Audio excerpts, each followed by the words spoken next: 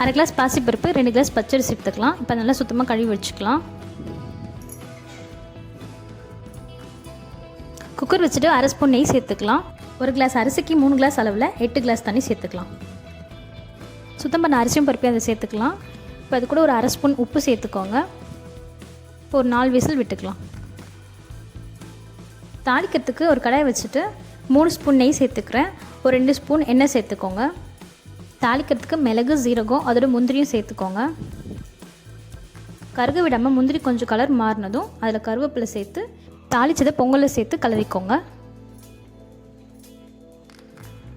இதே அளவில் செஞ்சு பார்த்தீங்கன்னா பொங்கல் கெட்டியாகாமல் ரொம்ப சாஃப்டாக சூப்பராக இருக்கும். உங்களுக்கு இந்த வீடியோ பிடிச்சிருந்தா லைக் பண்ணுங்கள், ஷேர் பண்ணுங்கள், சப்ஸ்கிரைப் பண்ணுங்கள். தேங்க்யூ.